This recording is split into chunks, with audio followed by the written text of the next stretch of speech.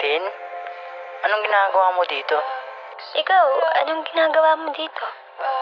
Sinamahan ko magpa-ultrasound yung ate mo. Ikaw? Ako, sinamahan ko lang din yung kaibigan ko. So, kamusta yung ultrasound? Okay naman. Nakadalawa pa. What do you mean? Kambal. Talaga? Hindi pa pangarap natin yun. Yung magkaanak ng kambal. Oo, kaso hindi nga lang sa akin natupad. Ang sweet ng ate mo, no? Siguro, dun ka nagmana.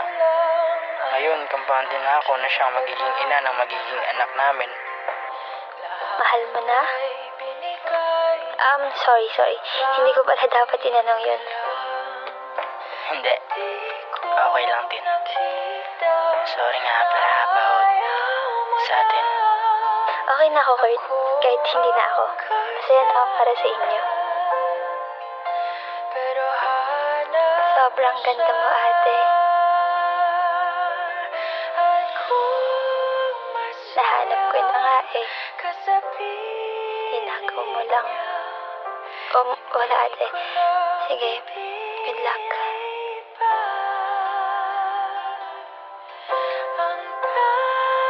Congratulations to the both of you. Masaya ako para sa inyo. Kurt, ingatan mo sana yung ate ko ha. Mahal ko yan. Siya yung nagsilbing nanay tatay ko ng mga panahong kailangan ko ng pagmamahal. Kaya sana, ipangako mo sa akin hindi mo siya sasaktan. Ate, ingatan mo sana yung taong mahal ko. Hindi yan mahilig sa maanghang. Allergic din yan sa hipon. Sakit din yan, kaya alagaan mo ng mabuti. Minahal ko yan, kaya sana ingatan mo. Mahalin mo, higit pa sa pagmamahal na binigay ko.